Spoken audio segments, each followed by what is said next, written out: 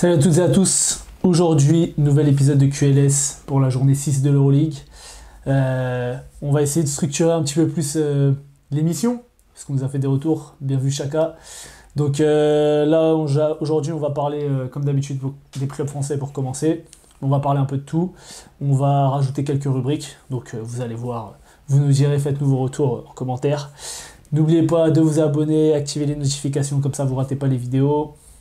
Laissez des commentaires, partagez avec nous, échangez. Surtout qu'aujourd'hui, il y aura des trucs à dire sur certains coachs. Et voilà quoi, on est parti. Bonjour, j'ai oublié de présenter Brad. Mais c'est pas possible. Mais je vais devoir le répéter encore toutes les semaines. Présente-toi, est-ce que tu me présentes? Non, toi tu introduis le sujet, donc tu te présentes toi-même, et après tu me fais une passe décisive, et tu m'introduis. Moi c'est Ozan, l'hôte de cette journée. C'est pas possible. En plus, je sors de chez le coiffeur, je suis frais, tout ça, donc introduis-moi bien la prochaine fois. Moi, j'ai une coupe pour une fois, on dit rien. Le dégradé, on dit rien. Non, j'avoue. En tout cas, ravi de vous retrouver, et on peut se lancer sur nos clubs français. Ok, on est parti sur les clubs français. Alors, cette semaine, je propose qu'on commence d'abord par Monaco. C'est vrai que d'habitude on commence souvent par l'Asvel, mais là par Monaco, parce que en fait le Monaco-Milan, comment dire, Monaco est une équipe qui a eu du mal à démarrer la saison d'Euroleague, puis qui s'est remis sur les rails avec 3 victoires d'affilée, si je dis pas de bêtises. Et, je crois que là ils sont à 4. Hein. Et du coup là, ils sont à 4 avec cette victoire contre Milan. Mais cette première mi-temps, c'était une purge. Hein. Ouh là là. Le match en général. Le match était pas fou, mais surtout la première mi-temps, c'était une souffrance de la regarder. Franchement, ça a été assez compliqué. Alors Milan va scorer par l'intervalle de Mirotic parce que Mirotic est tout simplement inarrêtable depuis ça fait un petit moment, mais là, depuis le début de saison, il est vraiment... Il fait une saison de MVP, mais vu qu'il gagne pas de match... On n'en parle pas assez, et après toutes les semaines on le dit, il fait partie des meilleurs postes 4, si ce n'est peut-être le meilleur poste 4 de l'Euroleague, mais bien sûr mon cœur va à Gershon, faut pas oublier. Ouais, après il joue beaucoup 3 maintenant. C'est vrai qu'il joue. Parce qu'il y a Nicolo Melli, alors on pourra en parler, mais qui joue poste 4, et c'est Voigtman qui joue poste 5. Alors Melli peut jouer 3, enfin bref, c'est deux ailiers de grande taille quoi. Mais ouais, donc moi... Juste, on va pas en parler parce que j'ai pas regardé le match, je pense que toi non plus. Donc il y a eu match en retard Maccabi Milan cette semaine. J'ai pas pu le regarder, il y avait pas en replay. Donc t'as peut-être pas regardé sur la bonne journée. Bref, parce que c'était la journée 2. Oui, je sais. Et donc Milan s'est fait taper, donc Milan est à 1-5. C'est ça. Ce qui était pas l'objectif quand tu recrutes Nikola Mirotic, qui fait un gros match. Il y a eu le retour de Jordan Lloyd sur ce match-là, qui a été un peu moins en rythme aussi. Kemba n'a pas joué. C'est son deuxième match de retour à Jordan Lloyd après son retour en Betclic, donc faut lui laisser un peu de temps. Oui, non, je ne fais pas de soucis. Ouais. C'était juste pour souligner que voilà, c'était son match de retour. Bon, Mike James, toujours fidèle à lui-même. Mike James, énorme match dans la création. Alors, un peu moins d'efficacité en première mi-temps, mais au final, c'est quand même lui qui fait gagner le match. Il met un gros side step à la fin. Alors le coach dit on n'a pas besoin d'un 3 points. Qu'est-ce qu'il fait? Il prend un side step à 3 points, il met dedans. Ça passe à plus 4. Mais moi j'ai trouvé qu'il faisait quand même un gros match, même s'il a eu un petit peu des retours d'attitude un peu moins bonnes que ce qu'on a pu voir qu'au début de saison. On a vu un peu de frustration. Ouais, mais non, un bon match, il a mis ses tirs, il a drivé, il a créé pour les autres, etc. Alpha Diallo, énorme match. Énorme match. Il a mis Shevon Shields dans sa poche. Vraiment. Franchement, Shevon Shields, il pouvait pas. Shevon Shields, les seuls points qu'il a mis sur ce match-là, c'est quand il n'y avait pas Alpha Diallo sur lui. C'était trop. Il drive à droite, boum, il était là. Drive à gauche, il était là. Contester les tirs, franchement fort. Je pense qu'il met des points aussi. J'ai pas les stats sous les yeux, mais je pense qu'il met pas mal de points. Alpha Diallo, gros match, comme on l'attend, dans l'impact physique, dans la défense. T'as les stats sous les yeux? Oui, du coup, Alpha Diallo, il met... Ok, c'est Mike James qui est premier dans toutes les stats. Non, mais du coup, oui, gros match d'Alpha Diallo. Un match vraiment pas super plaisant à regarder, comme on a dit. Okobo, un peu en demi-teinte encore. Moi, j'ai noté Okobo est bourré, donc je pense qu'à la fin, il a fait des dingueries. Je me souviens pas parce que on regarde tellement de matchs. Et donc, c'est vrai que Nicolo Melli, c'est quand même un mec qui a fait de la NBA, qui jouait en NBA. C'était pas un mec qui était au bout du banc. Enfin, il jouait un petit peu, tu vois. Le mec ne sait plus jouer au basket. Il veut rien faire sur le terrain. Offensivement, il ne veut rien apporter. C'est une dinguerie. Franchement, à la fin, il met 5 points pour relancer un peu le match. Puis derrière, mais depuis le début de saison, Nicolo Melli, je ne sais pas pourquoi, il est fâché. Peut-être ses coéquipiers, ils ont dit « Ah, t'es un croqueur », ils ont dit « Ok, je vais faire que des passes ». Tu connais les joueurs comme ça. Après, il y a des joueurs qui ont dit t'es un croqueur, je dis je vais croquer comme ça vous allez voir. C'est vrai, mais après, je pense que en fait, il est à l'image de ce que propose Milan depuis le début de saison. Il est en difficulté, mais parce que Milan est aussi en difficulté. L'année dernière, ils ont eu un bon élan parce que Shabazz Napier est dans une forme extraordinaire et qui remet Milan sur les rails. Mais là, ils sont en difficulté, hein. Ils sont en difficulté depuis le début de saison. Nicolas Mirotic surnage par rapport à ça parce que lui, il fait des grosses perfs. Mais on a presque l'impression d'avoir besoin d'un Nicolas Mirotic à 40 ou 50 points pour que Milan gagne le Sachant match. que Shevon Shields est aussi, je pense, à 18 points de moyenne, un truc comme ça, il mettait 25, là, on avait dit, contre Berlin, et qui perdent. Non, ça va pas à Milan. Bah ouais. Mais en même temps, tu parlais de Shabazz Napier, Kevin Pangos a été blessé l'année dernière, mais là, cette année, Kevin Pangos, il est pas au niveau. Il est pas au niveau. Offensivement, il apporte pas ce qu'il devait apporter. Là, il a pas joué sur ce match-là, mais depuis le début de saison, il est pas au niveau. Donc c'est sûr que quand tu joues sans meneur, c'est compliqué parce qu'ils ont Maodolo. Maodolo, il monte ses limites pour l'instant. Ah, il est dans la ligne de sa Coupe du Monde. De la fin de sa Coupe du Monde. sa Coupe du Monde en backup de Denis Schroeder. Il est en difficulté aussi. Hein. Donc, bon, on parle beaucoup de Milan, on parle pas beaucoup de Monaco, mais c'est vrai que Milan, c'est inquiétant. Peut-être qu'ils vont récupérer un joueur sur le poste de meneur, mais à voir. Monaco, en tout cas, qui enchaîne une 4e victoire d'affilée, qui suit donc le peloton de tête. Il y a Real qui a un match en retard qui est à 5-0. Il y a 4 équipes, je crois, à 5-1, et donc Monaco qui est à 4-2, mais qui a bien lancé sa saison. John Brown aussi qui fait toujours un match dans ses standards, là au rebond, qui met ses petits tirs dans l'activité. Non, franchement, c'est... Il me régale parce qu'en fait, c'est le genre de joueur que tu adores avoir dans ton équipe. Il va pas avoir besoin qu'il te mette 20 points pour être bon. Voilà, il va provoquer des passages en force. Il va être dans des côtes. Il est parti chatouiller les coudes de Nicolas Mirotic, faire sentir qu'il est présent. Alors parfois, oui, il va faire des fautes par un excès d'agressivité, mais tu sais qu'il est toujours là. Quand tu te retournes, il est toujours là. Et franchement, c'est un soldat. Et ça fait du bien. Et ça fait du bien de revoir aussi Monaco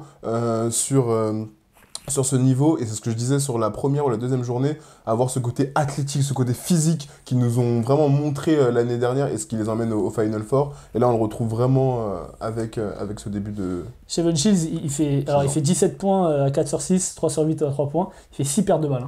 6 pertes de balles, et Mirotic, il fait 9 points en 28 minutes. Je pense que c'est son plus faible total depuis le début de la saison. Je pense qu'on a fait le tour sur ce match-là. Ouais. Il y a un match intéressant dont on peut parler. On avait été comment dire, dithyrambique. Non, pas dithyrambique, mais on avait été je cherche le mot. Optimiste. Ouais. Après le match de la semaine dernière de l'Asvel, et là ils ont confirmé. Ils vont taper le Zalgiris à Kaunas. Donc Zalgiris qui perd 2 fois d'affilée à domicile, ça fout mal. Mais gros match de l'Asvel. Franchement, vas-y, je te laisse commencer. Mais qu'est-ce que t'en as pensé? Qu'est-ce que t'en as retiré? En fait, premier quart-temps, on voit Kaunas qui domine un peu parce que il repousse les joueurs de l'Asvel en dehors de la raquette. L'Asvel n'arrive pas à scorer dans la raquette, c'est beaucoup de tirs extérieurs, et Kaunas va vraiment mettre son jeu en place par l'intervalle de Keenan Evans qui met 11 points dans le premier quart. Qu'est-ce qu'il était fort dans ce premier quart-temps. Oh là là, il aura tout fait. Hein. Il était intenable. Franchement, je me suis régalé de voir ça. Un peu forcé parce que je dis faut que l'Asvel il continue, et ce qu'on disait la semaine dernière, ce côté on fait les replis défensifs, ce côté on est agressif, on met de l'intensité Euroleague, ça s'est retrouvé parce que finalement il commence à faire un petit peu un match de traînard, mais ils sont jamais très lents. Alors Kaunas qui commence en ciblant Frank Jackson et qui essaye de jouer sur lui défensivement, donc c'est peut-être une consigne qui commence à se faire. Quand il sort, ça va un peu mieux. C'est vrai que Keenan Evans il fait... Normalement, quand tu scoutes, après c'est facile, hein, on est dans ma chambre, c'est facile de dire ça, mais Keenan Evans, on sait qu'il aime bien aller à gauche, s'arrêter, appui droite-gauche, tir à 3 points.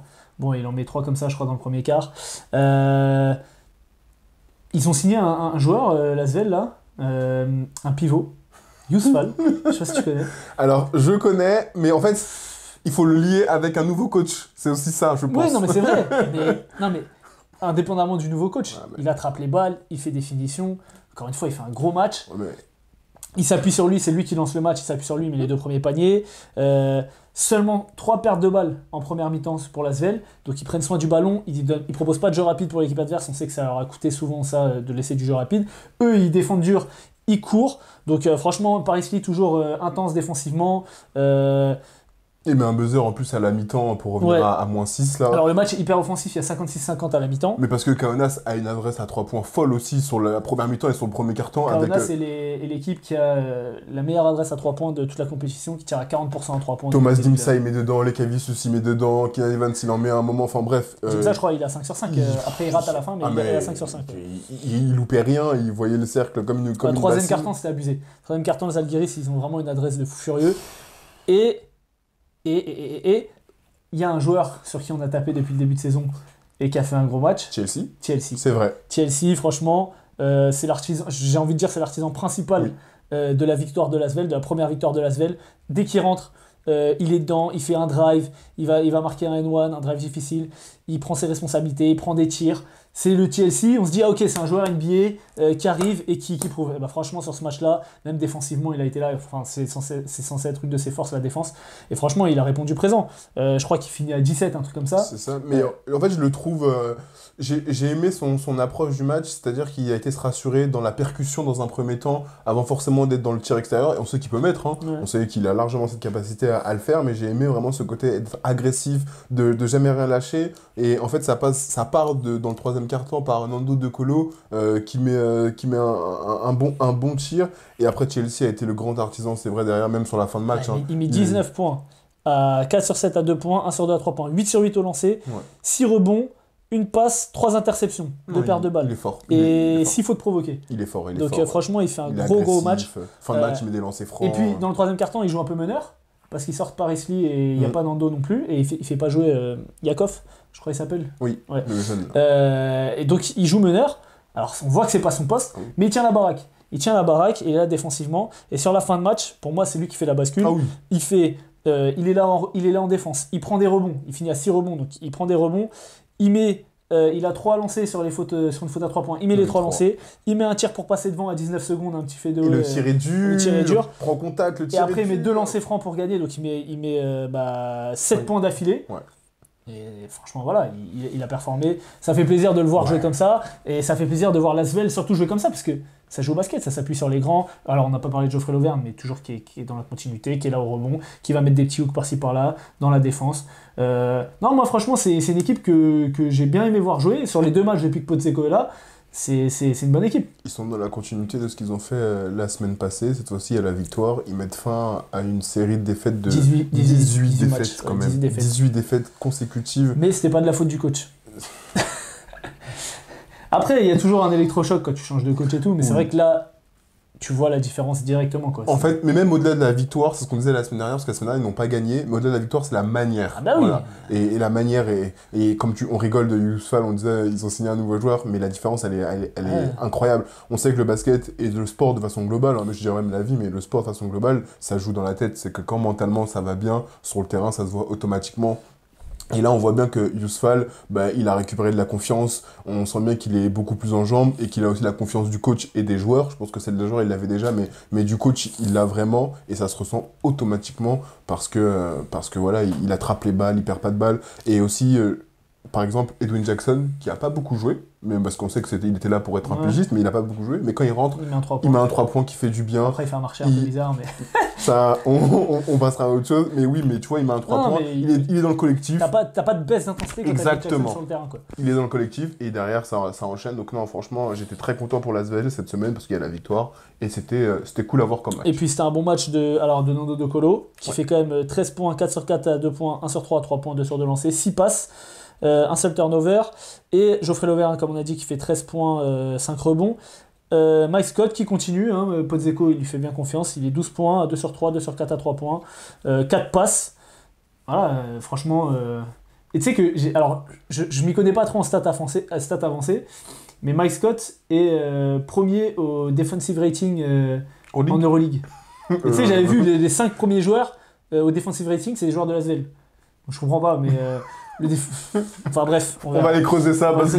c'est bizarre. parce que En tout cas, grosse victoire de l'Asvel. Ouais. Et donc là, on va passer au Daily Review. On va voir un peu tous les autres matchs. Ok, on est parti sur le Daily Review. Chiche, je suis bilingue. Hein. Donc là, on va voir un peu les autres matchs. Donc les 6 autres matchs, puisque Maccabi Real n'a pas pu se tenir. Voilà. Tu rigoles, gros, C'est pas. On parle du match, c'est quoi? Donc on va commencer par Étoile Rouge Bayern. Ouais. Ah là là là. Moi j'ai bien aimé ce match. Je pensais commencer cette review en faisant un mea culpa à Carson Edwards parce que ce match était relativement intéressant.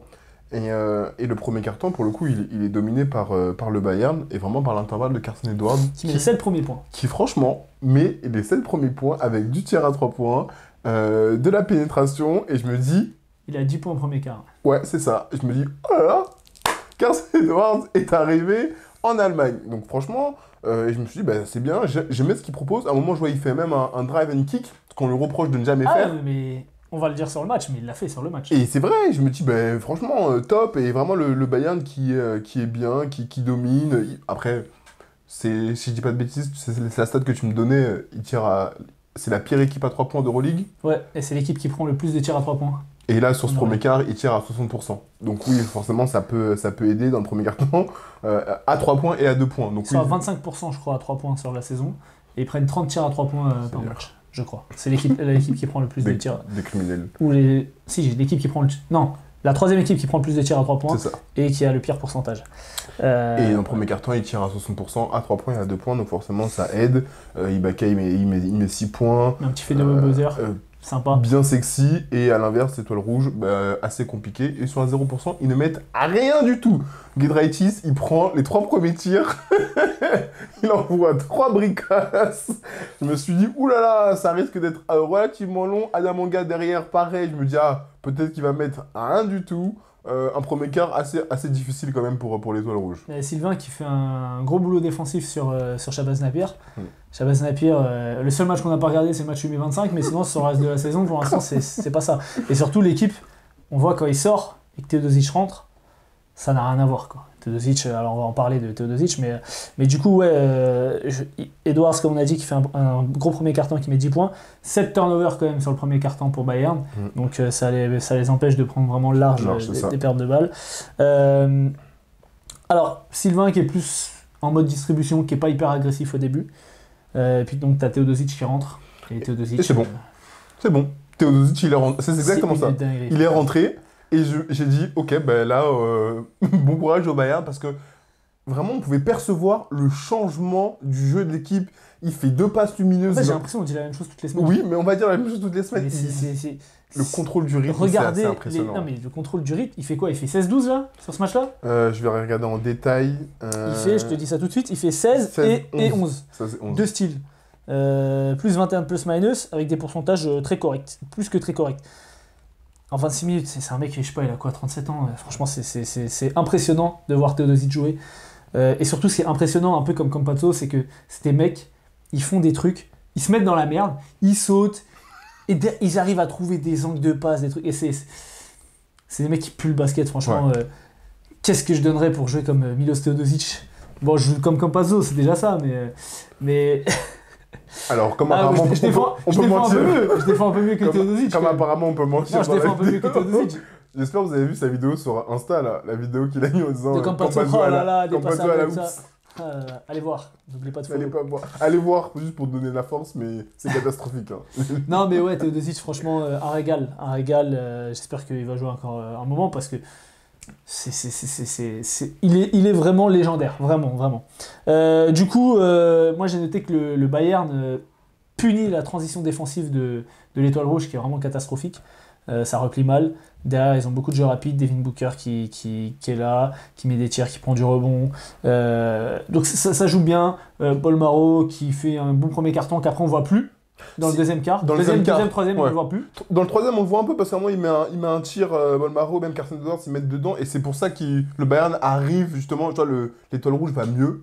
Il va beaucoup mieux dans le jeu. Et le Bayern arrive un peu à être à côté parce qu'ils mettent des tirs, justement, ils ont de l'adresse dans le troisième quart. Là où dans le deuxième, ça a été beaucoup plus compliqué. Et donc, Adamanga qui met un 3 points au buzzer de la mi-temps pour revenir à -2. Franchement, alors je me souviens pas de tous les matchs et tout, mais c'est ce que j'ai noté, c'est que ils reviennent à -2, c'est pas mérité. C'est que le Bayern fait une vraie bonne première mi-temps et être K+2, voilà, les turnovers et les quelques tirs qui sont rentrés à la fin, ça fait du mal. Carson Edwards qui continue au troisième carton, qui est bon, qui met 6 points, qui fait des bons choix. J'ai noté des bons choix sur les aides. Ça drive, il y a de l'aide, il kick. Enfin, vraiment, on dirait qu'il a regardé QLS. Je pense qu'il a regardé QLS. Je pense, hein. On va attendre d'arriver au 4e quart-temps parce que voilà, c'est là où ça compte. Mais sur le 3e quart-temps, oui, je suis d'accord avec toi, il fait des bons choix, il met la balle au bon endroit, et ça faisait plaisir, et quand je regardais le match, je disais, mais enfin, c'est comme ça qu'il a besoin de jouer, il n'a pas besoin d'en mettre 35, il a besoin de mettre la balle au bon endroit, au bon moment, et c'était vraiment intéressant à voir, sauf que, du coup, le Bayern continue un petit peu à être devant, parce que, comme je le disais, ils ont cette l'adresse qu'ils ont eu aussi dans le premier quart-temps, les aide dans cette continuité-là. Et le Bayern garde un peu la distance avec seulement 6 points d'avance pour le coup, à la fin du 3e, si je dis pas de bêtises. J'ai pas les ça sous les yeux, mais sûrement. Et on rentre dans le 4e quart. Mais là, c'est plaisant à voir. Il y a une espèce de mano à mano, l'étoile rouge qui refait son retard assez rapidement. Parce que Milostovic. Non, Milostovic, franchement, c'est dingue. C'est dingue. Il est trop fort, ce mec. Il a mis des gros tirs.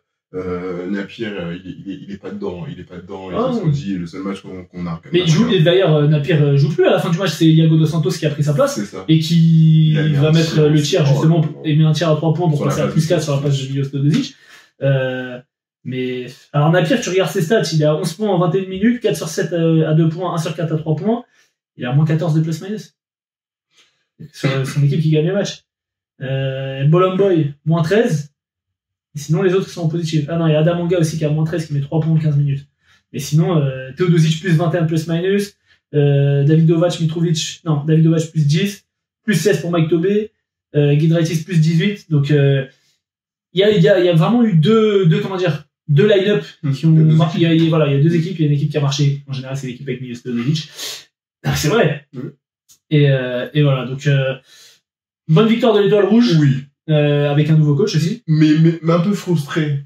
Un peu frustré pour le Bayern, dans le sens où ils avaient la place, et j'ai le sentiment qu'ils se sont un peu sabotés. Et on parle de Carson Edwards, et je trouve que pendant 3 quarts temps, il a été bon, il a été lucide, il a été efficace, et le 4e, il reprend des décisions criminelles, où il va s'empaler dans des joueurs, où il fait des pertes de balles, et j'ai eu cette frustration de me dire, mais t'as fait un bon match jusque-là, et comme si chasser naturel, ça revient au galop, ah ben c'est revenu très durement, et on l'a vu, hein, au final, le rouge va s'imposer. Ouais.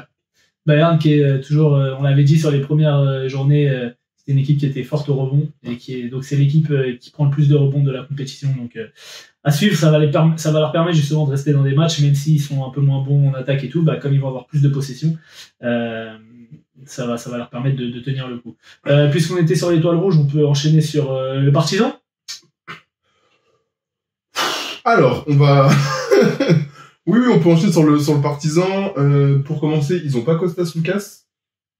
Ben non, Kostas Lukas, il est au Pana. Donc forcément, ils ont pas Kostas Lukas. Bien de confondre le Pana et le Partizan. Donc c'était Baskonia contre Partizan. Partizan, pardon. Il y a trop de matchs. Ouais, non, c'est vrai que c'est pas facile, hein, surtout de tout noter et tout.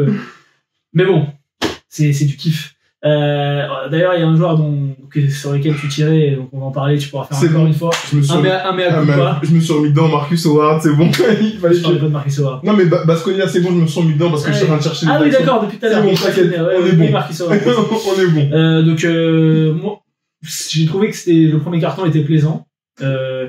Costello qui marque, ça jouait bien des deux côtés.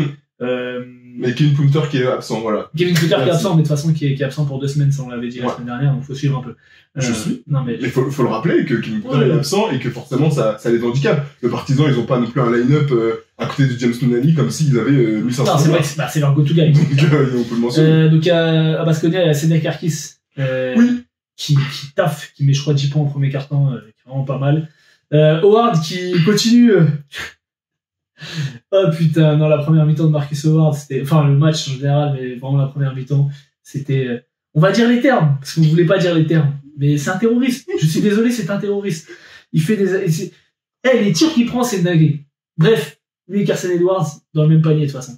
Il y a un mec du Partizan, là, ils ont sorti Wembanyama serbe, Vukcevic, là, enfin, je sais pas s'il est serbe. Vukcevic ou Trifunovic? Non, Trifunovic. Non, pas Trifunovic. Tristan Vukcevic, il met 11 points en 5 minutes. Le grand, là, qui met des tirs et tout. Oui. Trifunovic, c'est le 32, c'est un poste 4. Parce que moi, j'ai été plus marqué par lui et par son match, parce que... Vukcevic, il met 11 points en 5 minutes, il rentre, il met 11 points en 5 minutes. Un mec qui a pas joué de la saison pour l'instant, ou qui a dû jouer genre 2-3 minutes en Euroleague. Bref, c'est KD. Il fait, je sais pas, il doit faire 2-8. Bref, qui tire et tout. Donc vraiment un bon match. C'est un match de run. Il y a Victoria qui passe un 15-0 dans le deuxième quart-temps. Et Partizan ensuite qui dans le troisième quart-temps passe un 16-2.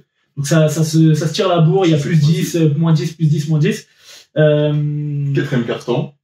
Ouais, alors c'est dans le quatrième quart-temps que Marcus Howard commence à mettre des tirs. Marcus Howard, il met 2 gros tirs et j'avoue, c'est ce qu'on disait sur quand on citait les joueurs qui sont forts et qui ont déjà été capables, qui nous ont montré les moments où ils savaient mettre des gros tirs. Et là, Marcus Howard, il met des gros tirs vraiment pour mener pour qu'il mène plus 2. Et là, je dis ok, Marcus Howard, il est là et je me dis bon ben il est bien, il va pas saboter son équipe.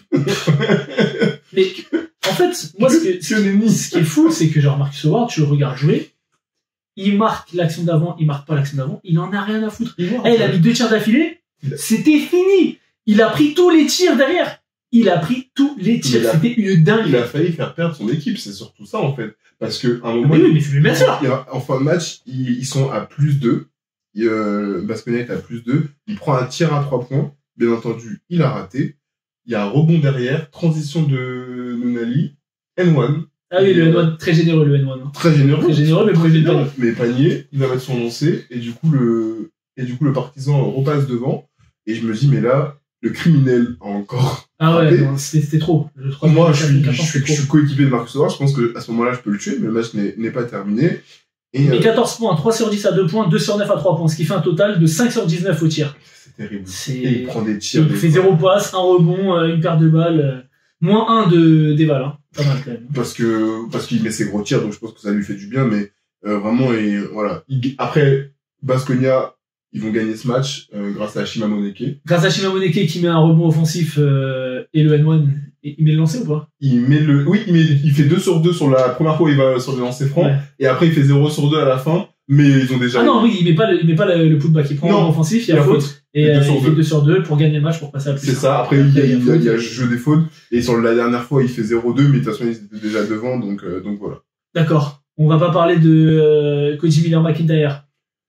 Le airball qu'il a envoyé. Ah, pourtant, il fait pas un bon match. Non, je rigole. Il fait un énorme match. Il fait un gros match. Il a 9 points, 8 rebonds, c'est un meneur. Hein. 8 rebonds, 8 passes, une interception, 21 d'éval. Franchement, alors qu'on lui avait un peu tiré dessus la dernière fois, il a pas été à droit, enfin, il a pas beaucoup tiré. Il fait 0-3 à 3 points, donc il a toujours pas d'adresse à 3 points. Mais il a été partout dans le jeu. Il a été présent au rebond, il prend 8 rebonds, il fait des passes. Il a mis quelques paniers quand il fallait, donc franchement moi j'ai trouvé qu'il a fait un très bon match. Et lui et Shima Moneke, je sais pas, Monaco il se plaisait pas, mais parce qu'il fait un début de saison monstrueux. Hein. Il fait un très bon début de saison. Je le vois prendre des step back à 3 points, des trucs et tout. Mais après tu sais c'est comme toujours, c'est souvent on dit c'est l'environnement. Exactement, souvent on dit on entend c'est l'environnement, c'est le rôle qu'on me donne, etc.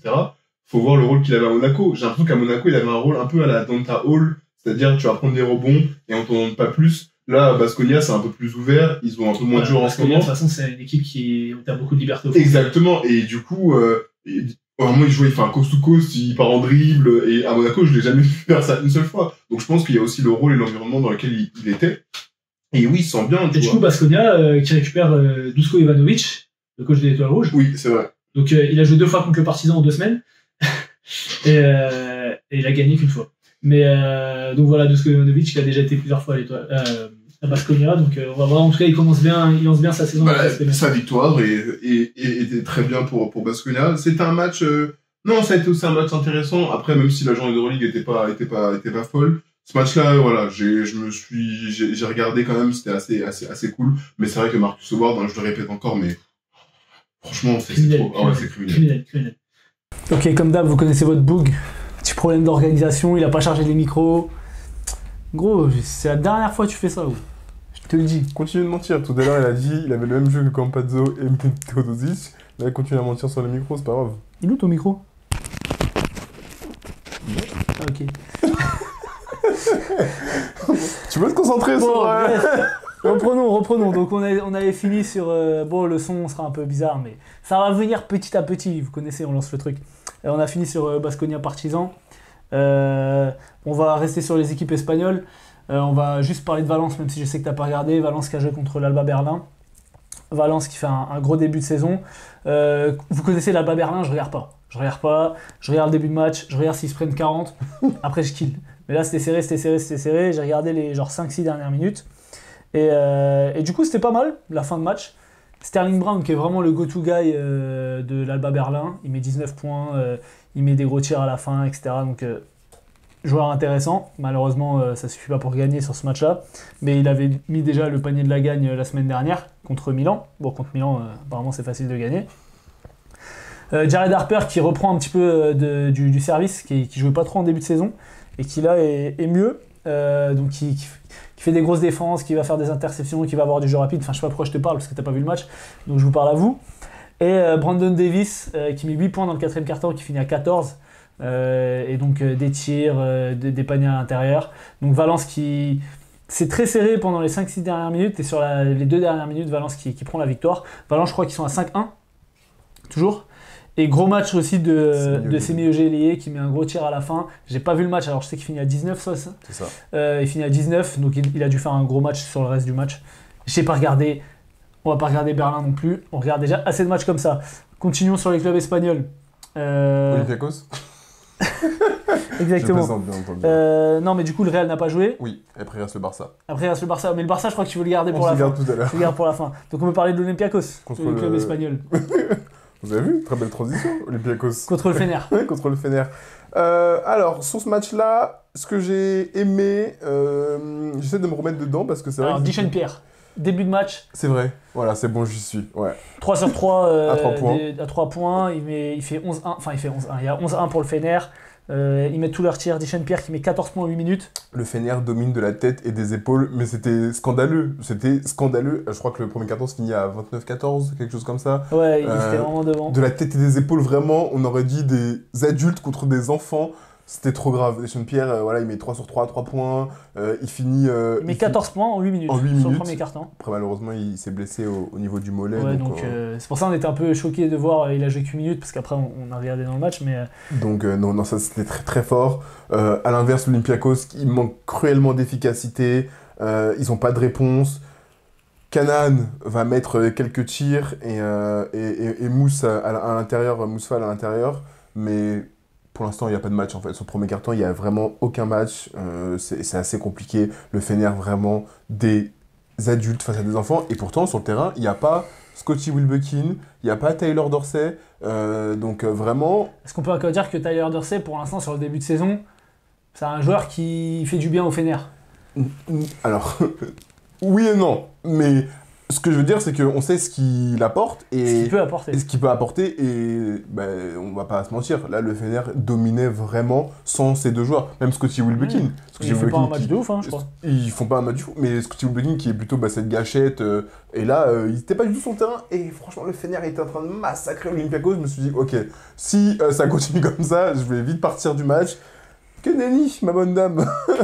Le Fener, qui du coup est l'équipe qui prend le plus de tirs à 3 points, ce qu'on disait sur les précédentes éditions, que Wilbekin, Tyler Dorsey tirait beaucoup à 3 points, mais c'est vrai que tu as Ace Davis qui prend beaucoup de tirs, tu as Deschamps Pierre qui les a mis, mais qui prenait... Donc c'est l'équipe qui prend le plus de tirs à 3 points de l'Euroleague, et donc quand ça rentre, forcément, tu fais des cartons à 31 points ou à 29 points, je sais plus. C'est ça, moi j'ai noté que les Olympiakos...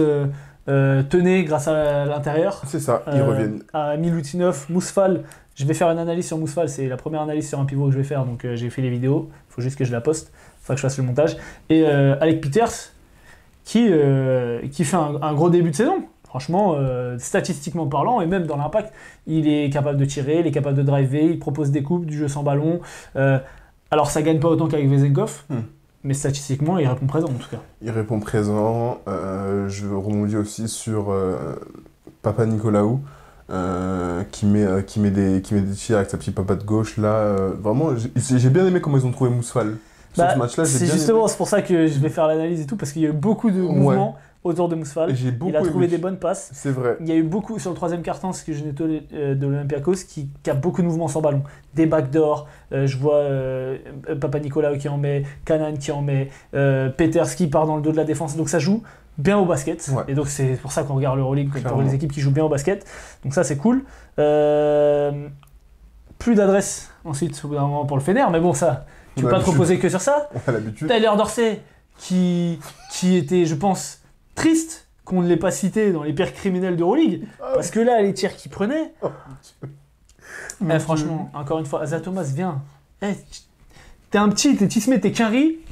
Tu peux faire ce que tu veux. Ça ramène En la- Euroleague, tu peux faire ce que tu Ça veux. ramène la couleur de peau. Ok. Mais c'est la vérité. Carson Edwards, Marcus Howard, Tyler Dorsey. Asa Thomas, c'est un tismé aussi, viens.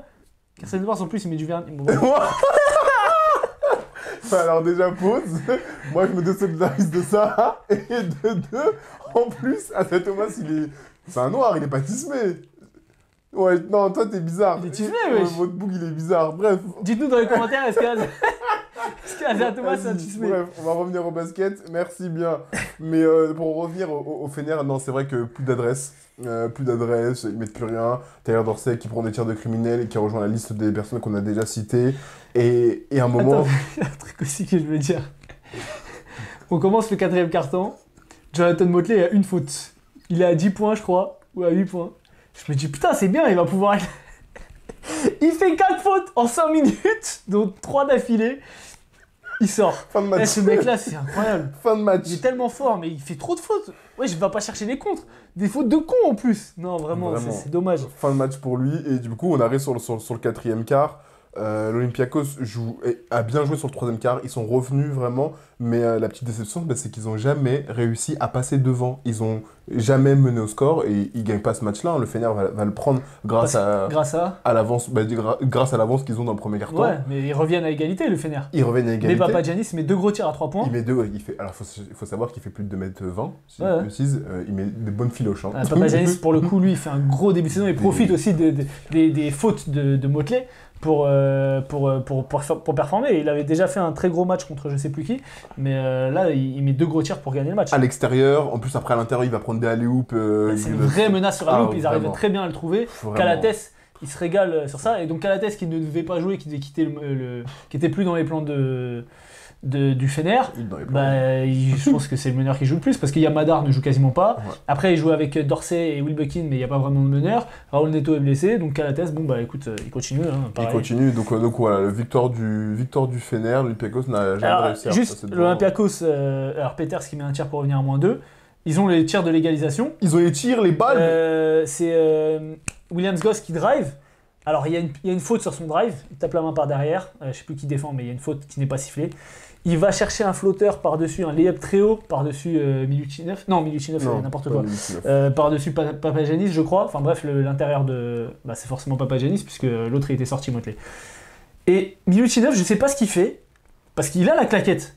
Je sais pas si tu vois l'action. Oui, je Il vois a très la bien. claquette, Il veut et on pas la dirait qu'il pousser. veut pas la toucher. Oui. Et au final, il est hors timing, il n'arrive pas à la toucher, et Ouais, ça mais- ressort. Mais du coup, elle ressort. En fait, je sais, Ouais, je mais sais t'as le pas. droit en Euroleague de la mettre. Alors peut-être qu'il s'est dit c'est après le buzzer, donc je veux pas la toucher. J'ai pas fait C'est- gaffe si c'était après le buzzer. Non, En non, tout cas, en fait, c'est à 0,3, Pour moi, 0,4. il peut la mettre. Pour Et moi, il c'est- peut la c'est- mettre C'est vrai aussi. qu'il la touche pas et Ouais, je je comprends sais pas pas. pourquoi. Et Je du coup, sais. pas de prolongation et l'Olympiakos perd sur ça. C'était un match qui était quand même. Oui.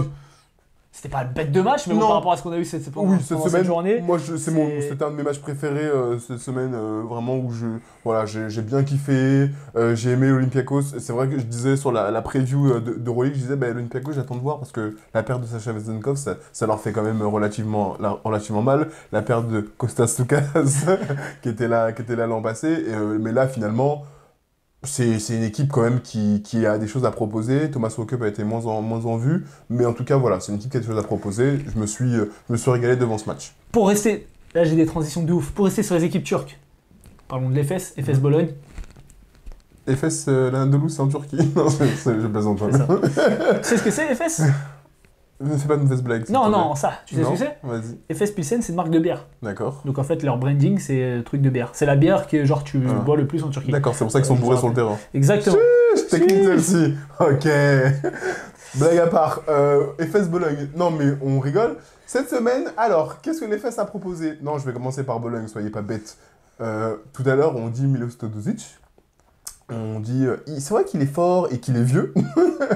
Ben Marco Bellinelli, Ah non, c'est une dinguerie. c'est vrai qu'il est fort et il est vieux. Lui, pour le coup, vous voyez, lui, Bellinelli, c'est un criminel. Il prend des tirs de criminel. Mais il met dedans. Mais il met. Voilà, donc ça, tu vois, c'est des mecs, en NBA, Jordan Clarkson, c'est des mecs qui sortent du banc, ils prennent des tirs de ouf. Enfin là, en l'occurrence, il sort pas du banc, mais il met.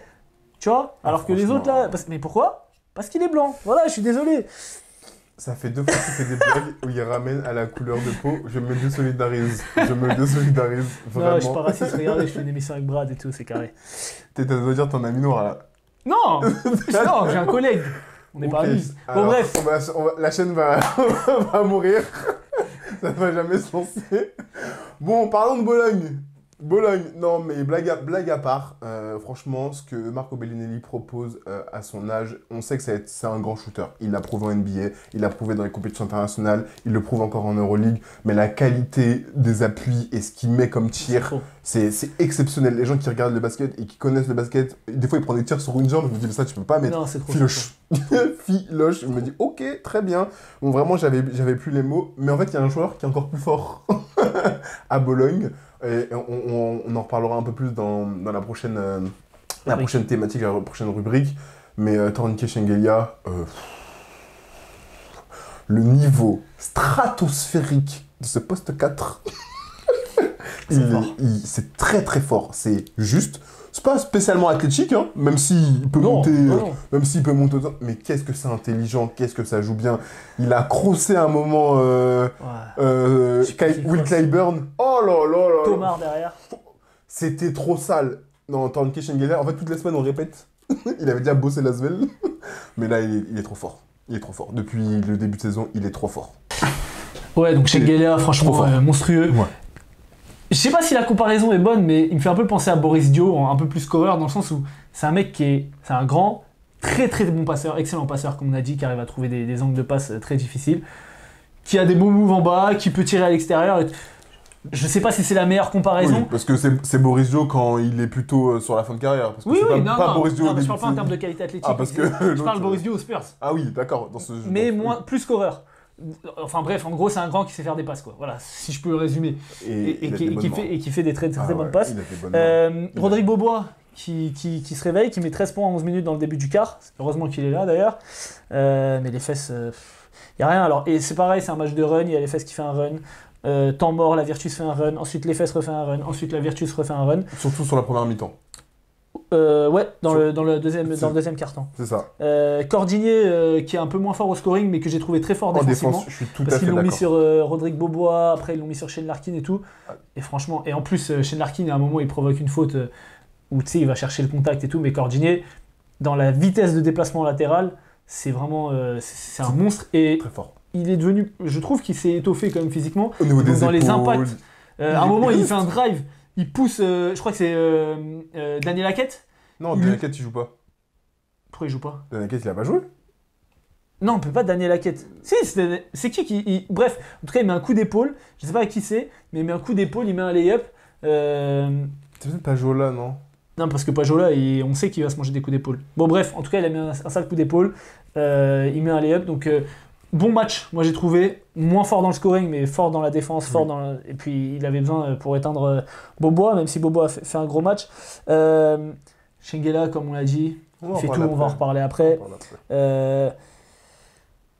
Thompson, qui met 2-3 points. Je me dis, il va lancer sa saison. Ça le lance, mais. Et en fait, rien. non, que des pertes de balles. Franchement, ça c'est pareil. On va en parler sur le match suivant. Mais Darius Thompson, pour l'instant, c'est un joueur qui est resté à Vitoria. Sur le début de saison, il a fait un match à 20 points, mais c'est un match en trompe-l'œil en plus. Il n'a pas du tout l'impact qu'on avait avoir. Mais parce qu'il peut pas jouer dans cette équipe. Après, les fesses ne courent pas aussi. Hein. Il peut pas jouer. Les fesses ne courent pas. J'ai pas vu les stats de pace. C'est un joueur de transition. Mais il court pas. C'est un joueur de transition qui a besoin d'avoir la balle en main. Et dans cette équipe, ça court pas. Ça défend pas. Ça joue les uns après les autres. On avait pointé Ergin Ataman en disant le coaching d'Ergin Ataman, il n'était pas très bon. Et l'année dernière, on l'avait vu malgré les blessures. On reviendra plus tard sur Ergin Ataman. Mais là, ça va pas beaucoup mieux en fait. Les fesses, ils sont en difficulté. Ils sont 13e sur 18 au pace. Ils sont en difficulté. Rodrigue Bobois, il fait une grosse première mi-temps. Deuxième mi-temps, on ne le voit pas. Clyburn, je me suis dit la dernière fois, il a lancé sa saison, il a fait un gros match. Pareil, rien du tout. Des fois, il prend des tirs. Il loupe des lancers, alors que c'est un mec qui est plutôt adroit. Enfin, franchement, les fesses, là, depuis 2 saisons, enfin, depuis l'année dernière en tout cas, c'est assez compliqué. C'est assez compliqué et le jeu qu'il propose n'est clairement pas flamboyant et en plus, je dirais même il est dégueulasse.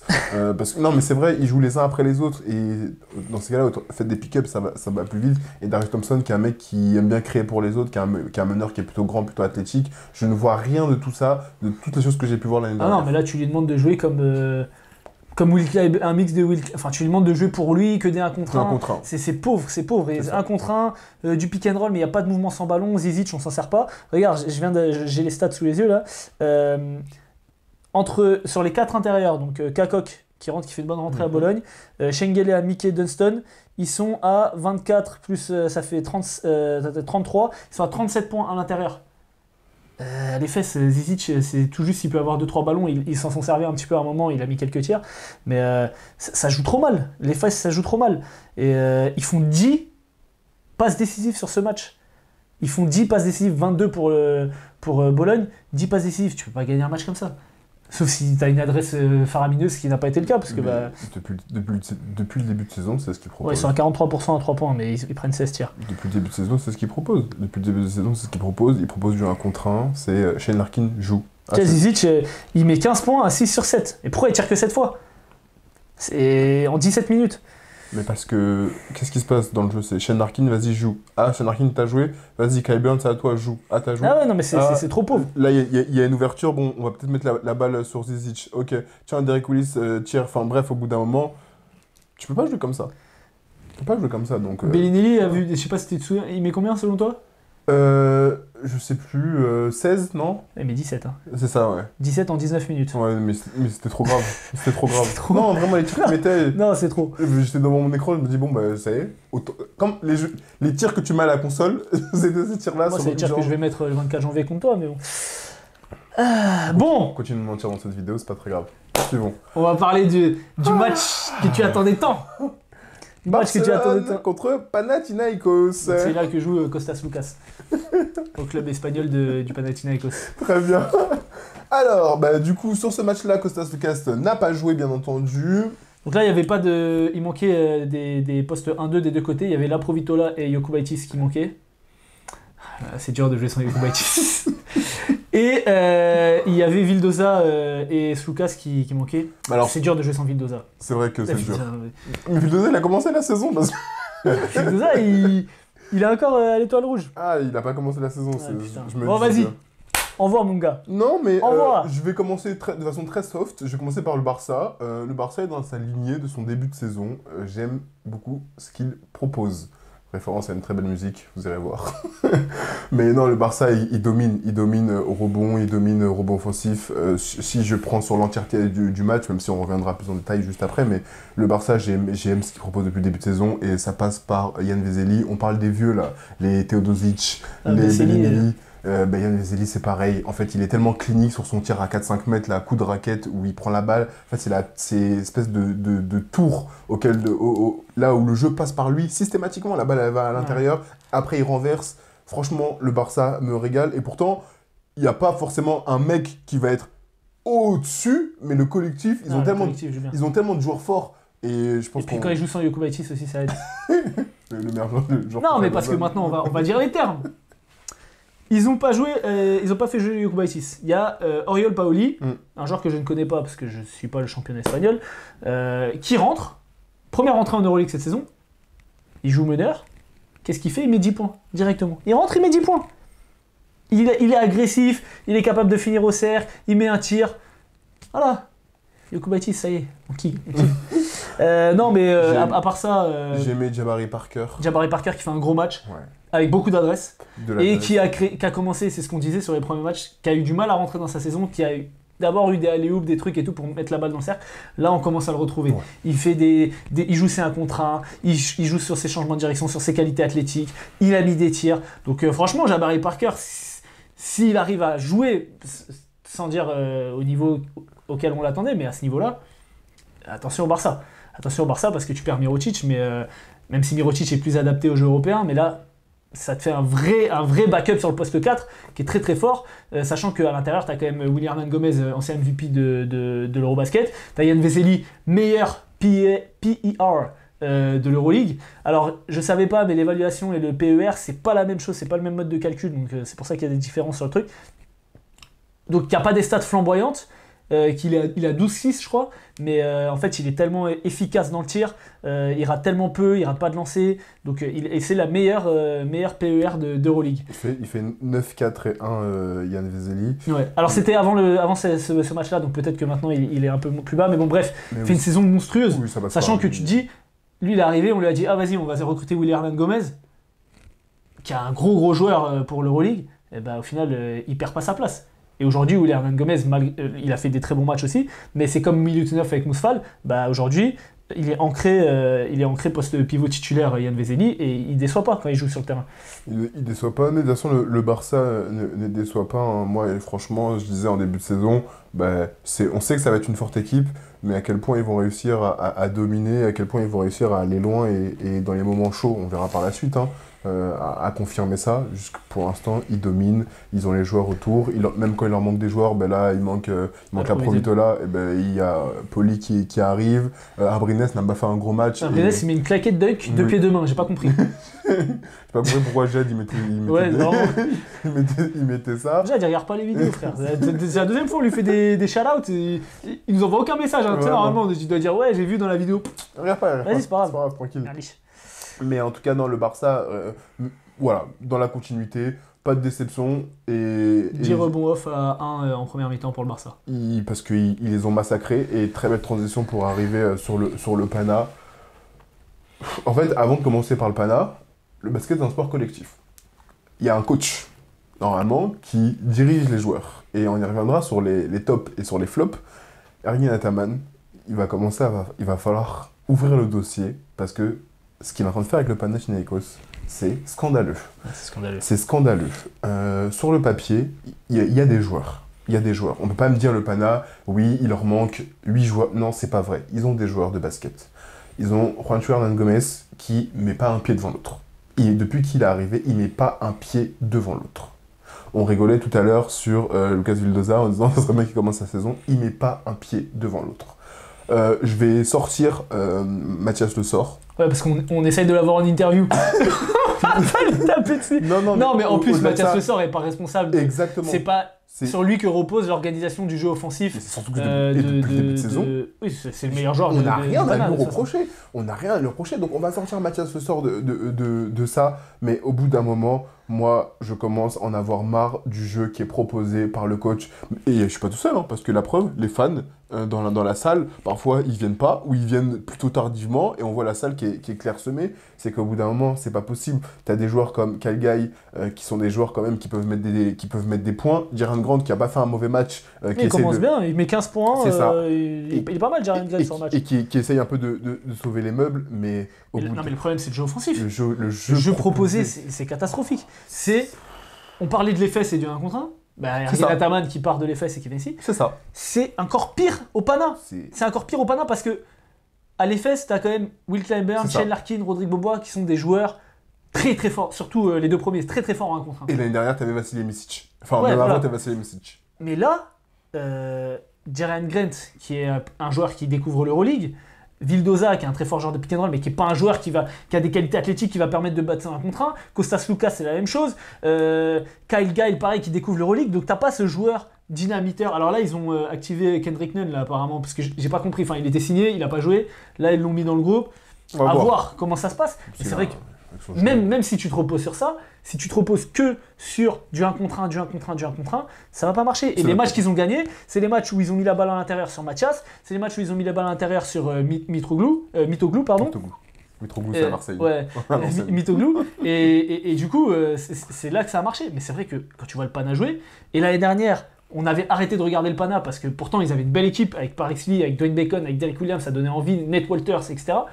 Mais tu les regardais plus jouer parce que c'était pourri et plus personne venait les voir jouer. Et là, c'est parti comme ça, alors qu'ils étaient super excités parce qu'ils ont fait le plus gros recrutement de l'intersaison. Ils ont signé plein de joueurs, comme tu dis, Juancho Hernan Gomez.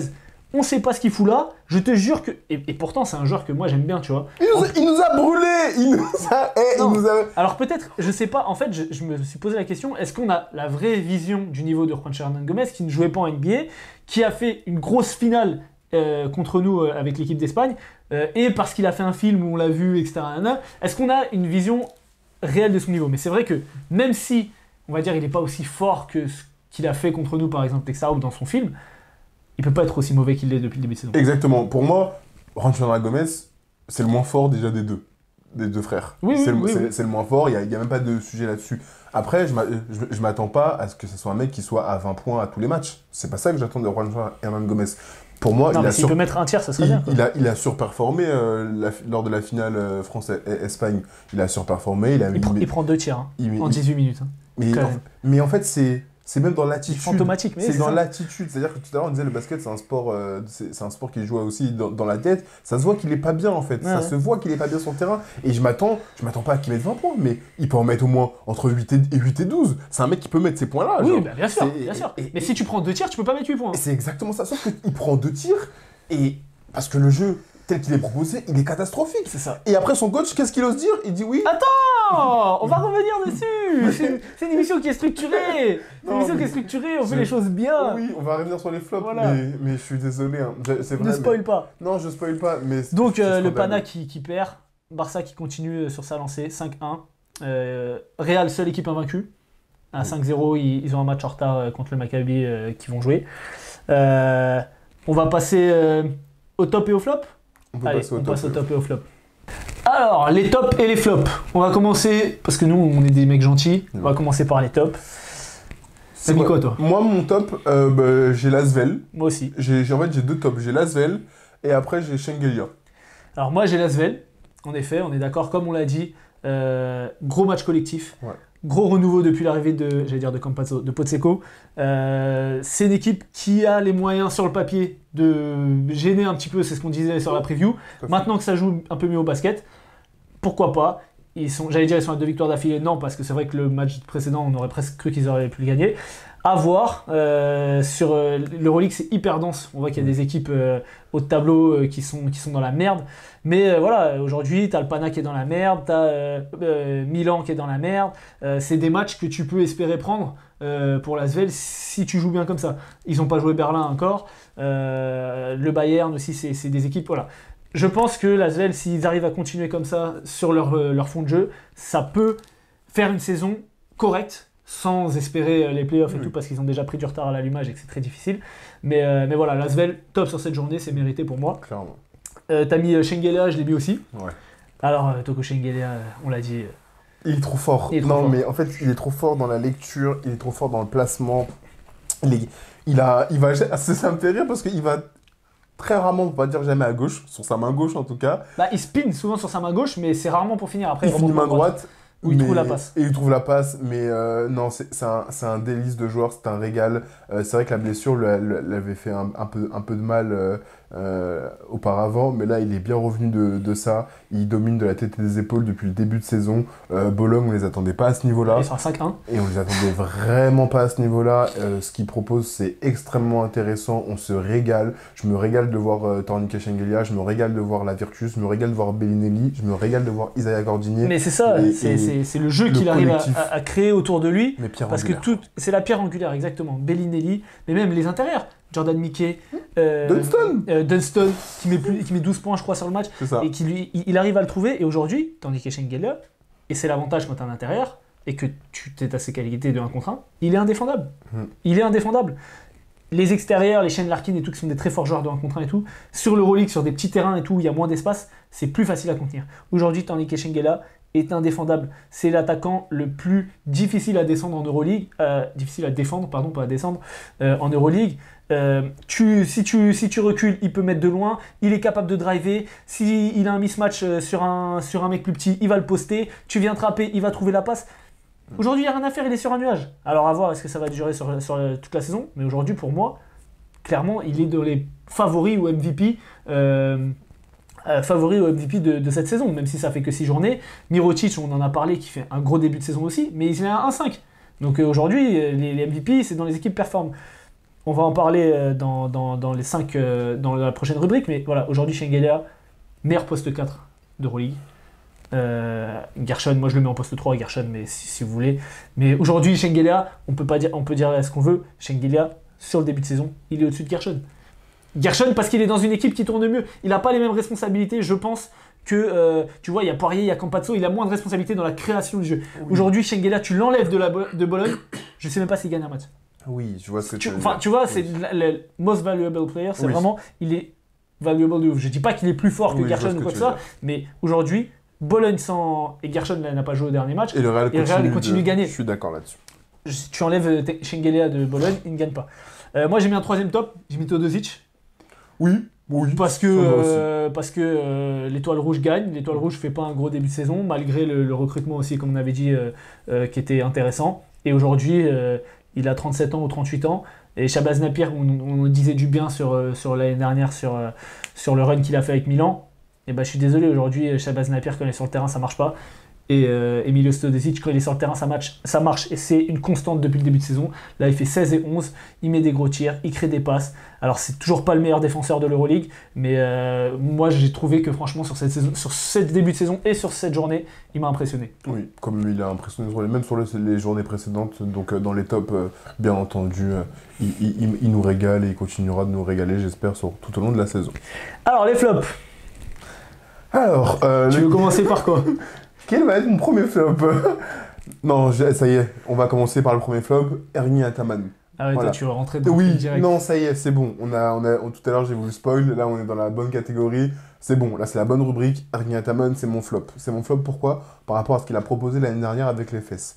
Et dans la continuité de ce qu'il a proposé l'année dernière avec les fesses, il propose exactement la même merde cette année avec le Pana. Je suis désolé, le Pana, ils ont des joueurs qui sont capables de créer, ils ont des joueurs qui sont capables de défendre, ils ont des joueurs qui sont capables de mettre des tirs, et tous ces joueurs-là sont fantomatiques. Tout à l'heure, je disais, je retire Mathias Le Sort dedans parce qu'en fait, ce que Mathias Le Sort fait au rebond offensif, dans sa présence, dans sa physicalité, c'est assez impressionnant. Mais Ergin Ataman ne le met clairement pas en avant, en tout cas, ne l'aide pas pour proposer du jeu collectif. Aujourd'hui, tu mets Potseko à la place d'Ergin Ataman, Mathias Le Sort, il a 20-10 à tous les matchs. Mais c'est terrible. On voit ce qu'il a fait avec Youssouf Afal pour Potseko. Donc imaginez-vous avec Mathias Le Sort, mais au-delà de ça, ce qu'il propose, moi, je suis frustré, ça m'énerve. Et en plus, il faut aller voir la déclaration, lunaire du coach. C'est une déclaration lunaire où il dit, en fait, on a fait un recrutement et les joueurs que nous avons recrutés ne sont pas au niveau auquel on s'attendait. Et qu'il faudrait qu'ils performent un peu plus. Ouais, on a recruté des noms, etc. Mais les noms, ça suffit pas. Ok. En soi...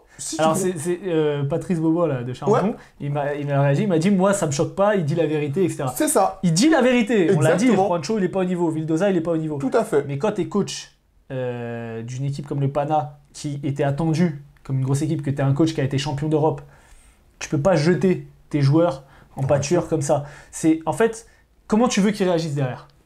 Alors soit ils ont de l'orgueil et dans ce cas-là ils vont sortir des matchs de ouf. Ça peut être une technique de management. Peut-être que Juancho, Hernan Gomez et Vildoza vont mettre 20 points au prochain match et le Pana va gagner. Dans ce cas-là, mais à coup pas, on en reparlera la semaine prochaine. Mais quand tu vois le body language de Vildoza et de Juancho Hernan Gomez, j'ai pas l'impression que ce soit la bonne manière de les manager. Et on a vu déjà, que ce soit en NBA, enfin Doc Rivers, des coachs, avoir ce genre de discours de pas se remettre en question. Parce que le problème au Pana, oui, certains joueurs ne performent pas, mais aujourd'hui, Vildoza, il a pas joué. Tu perds quand même. Juancho, il prend 2 tirs. Qu'est-ce que tu vas lui reprocher quand il prend 2 tirs? C'est le système de jeu qui est à revoir. Et le système de jeu, qui est responsable? C'est exactement c'est le coach. Il se remet pas en question. Mais voilà. En fait, c'est ça. Quand tu te remets pas en question, au bout d'un moment, ça me dérange pas qu'ils disent que des joueurs sont pas au niveau, puisque nous-mêmes on le dit, on est d'accord, c'est la vérité. Le problème, c'est que tu es coach, tu es censé être le capitaine du navire, et tu peux pas dire à tes joueurs. Tu peux dire à tes joueurs, mais tu peux pas dire aux médias, ouais, ils performent pas. Ils performent pas au niveau auquel on les attend, c'est leur mettre encore plus de pression, et c'est surtout ne pas te remettre en question dans ce que tu leur demandes de faire. Surtout par rapport à la merde qu'ils proposent. En fait, c'est l'année dernière, les fesses n'a pas fait les playoffs. L'année dernière, avec l'équipe qu'il y avait. Non, mais le Pana, c'est pareil cette année. Ils font pas les playoffs, sachant qu'ils étaient double tenant du titre d'Euroleague. Ils font pas les playoffs. Et après, cette année-là, il est au Pana. Et on voit ce qu'il propose. Donc au bout d'un moment, il faut savoir se remettre en question. Un peu d'humilité ne fait pas de mal. Ouais. Ce sera intéressant si on arrive à avoir Mathias Le Sort en interview, mais je ne sais pas s'il pourra vraiment trop parler sur son coach de la saison actuelle, mais bon, on verra. Moi, en flop, j'ai mis la journée d'Euroleague. Non, parce que autant la semaine dernière, il y avait eu le derby de Belgrade, il y avait eu d'autres matchs qui étaient vraiment sympas et tout, autant cette semaine, il y avait quand même pas mal de matchs qui étaient pauvres offensivement. La faute à Ergin Ataman, en partie, mais non, voilà, bon, c'est un flop, on va pas s'étendre dessus. Oui. C'est vrai que c'était une journée. Le Real nous a manqué, Oui. vraiment, parce que bon, c'est toujours un régal de les voir jouer. Voilà, je pense qu'on va pas s'étendre sur ce flop-là. Non. T'as mis un autre flop? J'ai mis les fesses. Voilà, l'Anadolu FS, voilà, en flop, parce que j'en ai marre aussi de ce qu'ils Ouais, proposent. ça rejoint le pana. Hein. Ouais, j'en ai marre de voir du 1 Et contre pourtant, 1. sur le premier match, ça jouait beaucoup mieux. On se disait, ouais, Zizic, ils vont l'utiliser.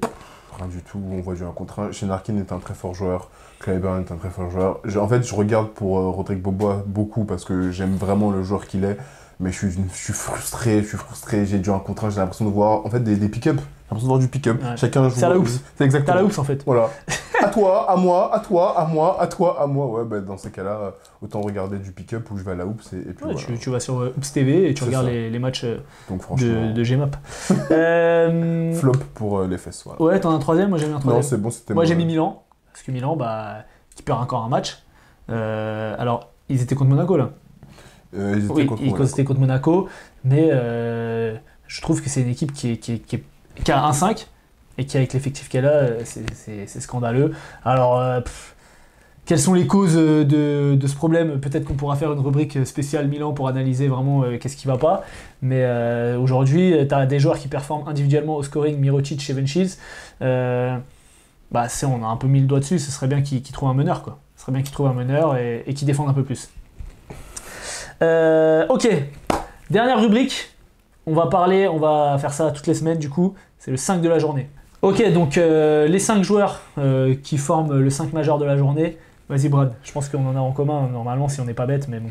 Alors, moi j'ai mis Milos Teodosic. Je mets Milos aussi. Faut pas être bête, si vous avez vu ce qu'on a dit depuis le début, bien sûr qu'il rentre dans ce top 5, il est trop fort, il contrôle le rythme, pas besoin d'y revenir pendant 15 ans. Vous savez tout ce qu'on a dit jusque-là. Poste 2, j'ai mis Mike James. Évidemment. Évidemment qu'on va mettre Et Mike James. pour l'ensemble de son œuvre depuis le début de saison. De toute façon. Déjà, et parce que, oui, certes, sa première mi-temps, elle est un peu moins bien, mais il est trop Ça fort. reste très correct, voire bon. Voilà. Et sur la deuxième mi-temps, il termine à 21 points. C'est juste qu'il nous a habitués à un truc depuis le début de saison, mais c'est vrai ça. que voilà. Et donc Mike James pour compléter le backcourt, pardon. Sur le poste 3, moi j'ai mis Thomas Dimsa. Parce qu'il m'a régalé. Bah écoute, pourquoi pas hein. Il m'a régalé, mais oh là là, non. La qualité des tirs qu'il mettait, c'était incroyable. J'ai crié un moment chez moi tellement je me disais non mais là c'est trop. En fait, trop c'est trop, on peut pas accepter. Non. Après, Jimsa perd. C'est vrai, mais est-ce qu'on doit mettre que des gens qui gagnent? Non, mais parce qu'il met 15 points, il met 5 tirs à 3 points. Mais j'ai hésité avec Chelsea. Voilà, mais- moi je mets Chelsea. Ah, voilà. Parce que Chelsea, Oui, d'accord. match plus complet, C'est vrai, il c'est score vrai. plus, J'ai son hésité. équipe gagne, c'est la première victoire de son club. C'est vrai. Pour moi, Chelsea sur cette journée, Je suis d'accord. c'est le meilleur poste 3. Enfin, c'est le poste 3 qui a le plus Non, performé mais sur cette j'ai journée. hésité entre les deux. J'étais là en train de me dire, Non, mais c'est bien qu'on n'ait pas les deux mêmes. Chelsea l'a c'est pas marrant. gagné, Chelsea l'a gagné aussi, et la fin de match qu'il fait, mais Thomas Dimsa, c'était... De toute façon, c'était le match, vous avez vu, hein, c'était le match, ouais, il y a eu du duel et c'était super intéressant. Sur le poste 4, si vous avez écouté la rubrique, 2 rubriques avant, Tornike Shengelia, voilà. Ah bah, je suis curieux de voir qui est-ce que tu as mis sur le poste 5 alors. Je pense que je sais, mais moi sur le poste 4, j'ai mis Semi Ogelier. Alors, t'as pas regardé le match, j'ai regardé la fin du match, mais il fait un gros match. Ouais, il fait 19. Il est à 19 points, mais il fait une éval, il fait une belle éval. Attends, je vais trouver l'éval. Donc, j'ai trouvé parce que Shengelia, enfin, il y est, mais j'arrivais pas à trouver un poste 5 qui avait fait mieux que Ogelier sur ce match-là. Donc tu l'as mis sur le poste 5. Donc j'ai mis Shengelia Ouais. sur le poste 5. D'accord. Et j'ai mis Ogelier qui continue, parce que c'est vrai que Valence fait un gros début de saison, Mhm. et Ogelier performe, il fait 25 d'éval, c'est pas dégueu, tu vois. Il a 19 points, il a 7 rebonds totalement, au total, pardon, totalement. Donc, ouais, je parle bien la France. Donc voilà, Ogelier, moi je le mets sur le poste 4, Ok. mais Shengelia, voilà, pour enchaîner, c'est mon poste 5 sur ce match-là, enfin sur ce 5 sur cette journée, parce que on peut pas l'enlever, on l'a dit dans les tops, on l'a dit déjà quand on a parlé du match, Oui. on va pas épiloguer là-dessus. Du coup, c'est qui toi ton poste 5? Kylian Vezeli. Ah ouais. C'est mon poste 5. Tu vois, moi j'ai hésité avec Papadianis. C'est Parce que vrai. Papagiannis fait un gros match, un C'est gros vrai. début de saison. C'est vrai, et ce qu'il a développé Et il met là les avec tirs, Fenner, il met à la des fin. tirs. J'ai hésité entre les deux, c'était mon hésitation aussi parce que On peut les mettre sur le banc. voilà, mais en fait j'ai choisi Yann Vezeli parce que je récompense à la fois le jeu du Barça et le fait, c'est pas que les stats en fait, Non, mais c'est vrai c'est l'impact qu'il a. Bah, c'est vrai qu'aujourd'hui, tu te dis au Barça, alors il y a Jabari Parker, Mm. mais là il n'y avait pas la Provitola, il n'y avait pas Jokubaitis. Satoransky est toujours plus ou moins dans le trou. C'est ça. Aujourd'hui, qui tient le Barça? C'est C'est Yann Vezeli, Hernan Gomez et Jabari Parker, et le collectif. Et Kalinic aussi qui a pas Kalinic été aussi. mauvais sur ce match-là. Mais voilà, j'ai pris Yann Vezeli pour le collectif, pour cette capacité à mettre la balle au bon endroit. Il défend. Moi, il m'a régalé sur le match et que c'est pas que les stats, mais c'est vrai que j'aurais pu mettre Papagiannis aussi, hein, parce que vu Ouais, ce qu'il fait, la prestation et comment il clôture. Les 2-5 sont corrects. Je Voilà. pense que ça gagne des matchs. C'est ça. Ok, bon bah écoute, je sais pas combien de temps ça a duré, ça a été long parce qu'il y a eu des problèmes de micro, de trucs, je pense qu'il y aura un moment où le son sera un peu plus dégueulasse. Mais promis, promis Brad va charger les micros et l'appareil photo pour la prochaine fois, comme ça on fera une vidéo carrée. J'espère que voilà, ça vous aura plu. En tout cas, j'essaye de faire un truc avec un peu de texte. On va essayer de vous afficher les stats aussi pour que vous puissiez mieux suivre ce qu'on dit. Et n'hésitez pas toujours à suivre, à donner de la force. Merci à tous ceux qui donnent de la force chanson, c'est lourd. Nous on kiffe, on continue de kiffer. J'espère juste qu'il n'y a pas de semaine avec 2 journées d'Euroleague parce que ça c'était vraiment hardcore. Et voilà, à la semaine prochaine pour une prochaine vidéo. Un mot de la fin? Go MB.